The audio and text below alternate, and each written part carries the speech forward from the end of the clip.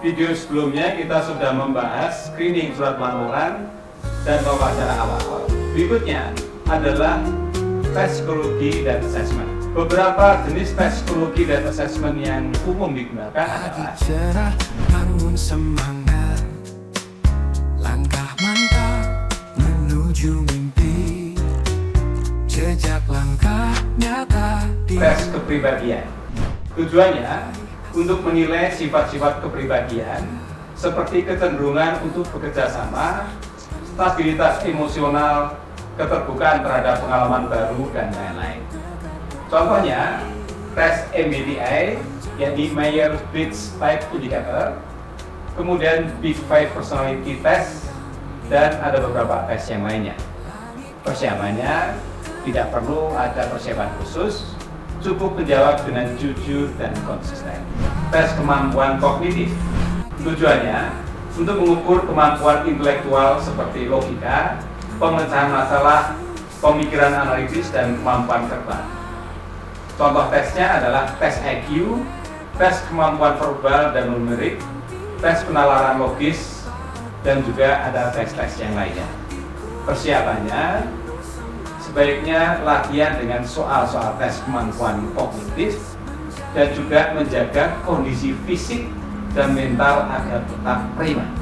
Tes psikometri. Tujuannya untuk mengukur berbagai aspek dari kemampuan dan gaya kerja seperti ketelitian, kecepatan kerja, dan kemampuan mengelola stres. Contoh tesnya adalah tes penalaran abstrak, tes kecepatan, dan ketepatan. Persiapannya sebaiknya latihan dengan contoh soal tes psikometri. Pastikan untuk memahami petunjuk dan format tes. Assessment Center. Tujuannya untuk mengevaluasi kemampuan dan kompetensi kerja secara keseluruhan dengan menggunakan berbagai metode penilaian. Contoh tesnya adalah disusui kelompok, simulasi pekerjaan, presentasi, dan wawancara dalam. Persiapan yang perlu dilakukan adalah latihan komunikasi efektif, riset tentang perusahaan dan peran yang diinginkan, latihan dengan contoh studi kasus, dan skenario bisnis. Di mana ya Pak saya bisa memperoleh contoh soal-soal tes psikologi dan asesmen untuk latihan? Ya, Anda dapat memanfaatkan buku-buku psikologi yang banyak dijual di toko-toko. Kemudian juga dapat memanfaatkan majalah dan jurnal psikologi, kemudian situs web dan platform online. Berikutnya adalah platform pendidikan seperti Ruang Guru, Genius, dan lain-lain. Dan juga Anda bisa memanfaatkan forum komunikasi online yang membahas tentang rekrutmen dan psikotes. Berikutnya Anda juga bisa mengikuti aplikasi latihan psikotes, kemudian bimbingan belajar dan bimbingan karir. Siap Pak. Berikutnya adalah job test. Tujuannya adalah untuk menilai pengetahuan dan kemampuan praktis dari kandidat sesuai dengan pekerjaan atau jabatan yang dilamar. Nah, jenisnya adalah tes kemampuan teknis, keterampilan praktis, dan tes situasional. Persiapan yang harus dilakukan adalah banyak-banyaklah berlatih dengan contoh-contoh soal yang secara praktis yang konkret sesuai dengan jabatan yang Anda ambil. Berikutnya adalah medical test untuk memastikan bahwa calon karyawan dalam kondisi sehat dan mampu menjalankan tugas kewajibannya dengan baik. Hal ini perlu saya jelaskan karena tidak sedikit yang gagal saat medical test. Beberapa jenis medical test adalah sebagai berikut. Yang pertama, tes fisik umum. Tidak ada persiapan khusus, tapi hindari aktivitas fisik yang berat sebelum tes. Kedua, tes darah. Persiapannya biasanya diminta puasa 8-12 jam sebelum tes, hanya boleh minum air putih saja. Berikutnya, tes urin. Persiapannya, hindari minum berlebihan atau konsumsi makanan yang dapat mempengaruhi hasil tes, seperti makanan yang sangat asin atau manis sebelum tes dilakukan. Selanjutnya, tes mata dan pendengaran. Persiapannya, bawa kacamata atau alat bantu dengar jika Anda menggunakannya. Berikutnya, tes jantung atau EKG. persiapan yang harus dilakukan, hindari kafein dan merokok sebelum tes, serta usahakan untuk tenang dan rileks. Selanjutnya, ronsen dada. Tidak ada persiapan khusus yang harus dilakukan, tetapi Anda mungkin diminta untuk melepas perhiasan atau pakaian logam di area dada.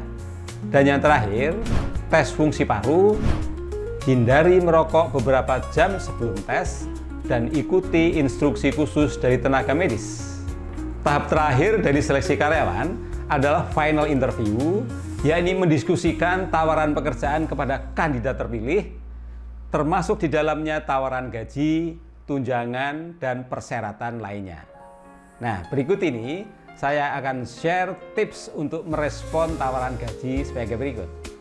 Yang pertama, lakukan riset pasar untuk mengetahui posisi gaji pada jabatan yang Anda lamar, khususnya di industri yang sejenis dan lokasi di mana Anda berada. Yang kedua, pertimbangkan kebutuhan dan prioritas Anda. Pikirkan berapa gaji minimal yang Anda butuhkan, kemudian bandingkan dengan gaji yang Anda terima sekarang. Tentunya Anda mengharapkan menerima gaji yang lebih tinggi. Di samping itu, pertimbangkan tunjangan-tunjangan lainnya seperti bonus, insentif, dan tunjangan-tunjangan dalam bentuk uang lainnya, serta pengembangan karir untuk menjamin ke depan karir Anda lebih baik. Yang ketiga, tunggu tawaran dari perusahaan. Usahakan jangan menyebut angka terlebih dahulu, biarkan perusahaan memberikan tawaran berapa gaji yang akan diberikan. Hal ini penting agar Anda dapat bernegosiasi memperoleh gaji yang lebih tinggi. Yang keempat, negosiasikan dengan alasan yang jelas. Seandainya Anda mendapat tawaran gaji yang lebih rendah, negosiasikan dengan alasan yang masuk akal. Misalnya, gaji dan benefit yang saya terima saat ini sama dengan yang ditawarkan. Saya berharap gaji yang ditawarkan bisa ditinjau kembali karena saya mengharapkan gaji dan benefit yang lebih baik. Yang kelima, tetap positif dan fleksibel. Sampaikan keinginan Anda secara positif dan tunjukkan sikap fleksibel. Misalnya dengan menyampaikan, saya sangat tertarik dengan tawaran posisi ini. Saya yakin saya dapat berkontribusi besar terhadap perusahaan ini. Mohon ditinjau kembali angka gaji ini. Baik Pak, memang sebaiknya kita mempersiapkan diri ya Pak ya, agar dapat melewati tahapan-tahapan selection. Betul sekali. Terima kasih Pak Nuk untuk tipsnya yang sangat bermanfaat bagi kami para pencari kerja Pak. Sama-sama, dengan senang hati. Tetap semangat, semoga berhasil.